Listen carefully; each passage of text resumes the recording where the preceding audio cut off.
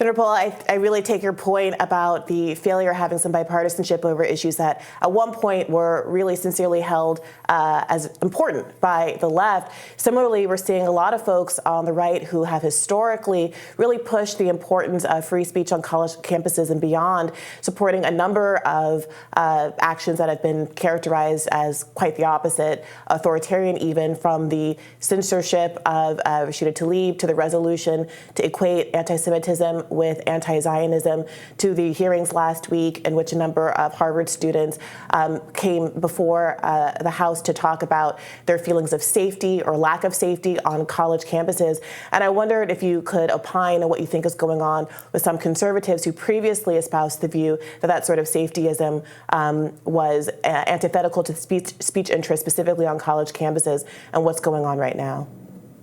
You know, I've been a supporter of the group FIRE that fights these First Amendment cases, no matter what the topic, for allowing students to express their opinion, whether it's to the right or to the left. But I will say that it isn't all about the First Amendment.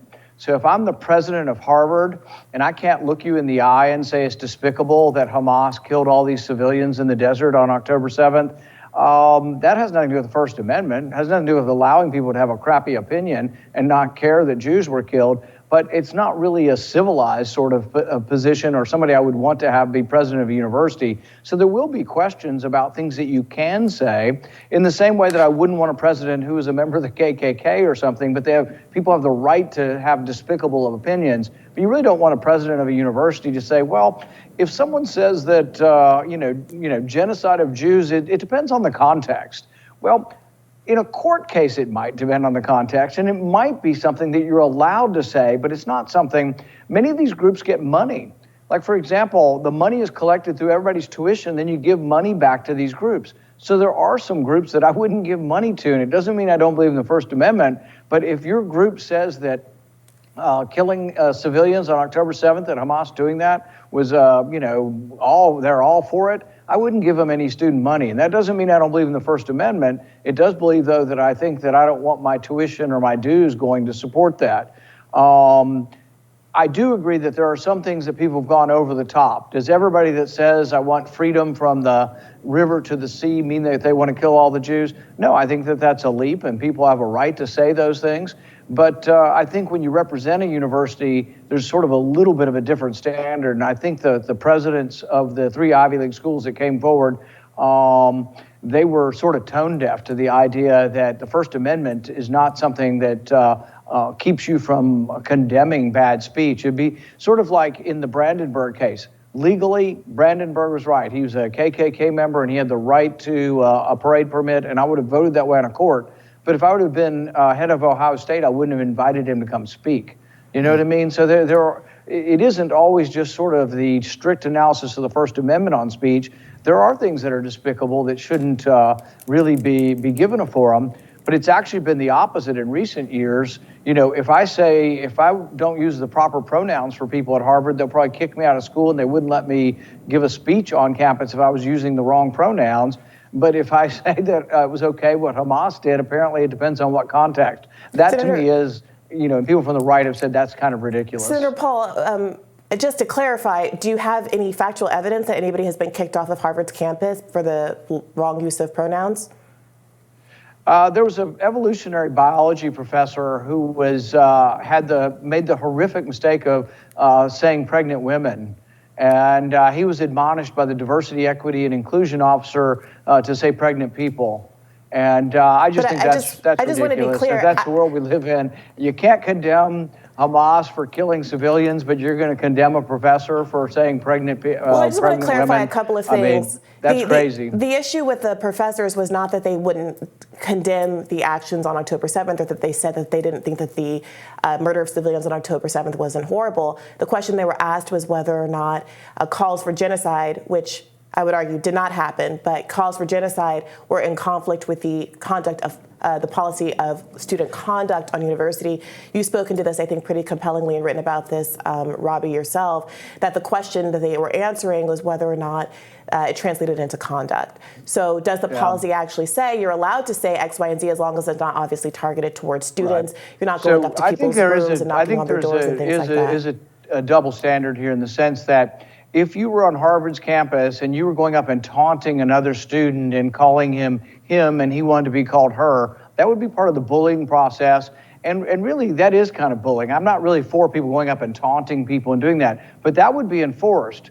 But we saw people who were pro-Palestinian going up to Jewish students, surrounding them as a group, and I know what that's like, surrounding them, sort of, not letting them get away, coming up in their face, holding a Palestinian flag in their face, and saying Senator shame, Paul, shame, with shame. all due respect, That is I know bullying, what event and you're frankly, talking that's about. not freedom of speech. And you should be, Yeah. I think there should be a punishment for bullying I do know students. what event you're talking about, and with all due respect, that was an event at Harvard Business School where a bunch of pro-Palestinian protesters are having a lying in state on the floor, where a bunch of actually Zionist protesters came up to them and started stepping over them, harassing them, and then pro-Palestinian de-escalators held up the kefias as barriers between them and the pro-Palestinian activists that they were attacking. I know that got really misrepresented in clips that were going viral around the media, but it was pretty clear that that wasn't an instance of pro-Palestinian students going after Zionist students, but actually quite the reverse. But I take your point that under any circumstances,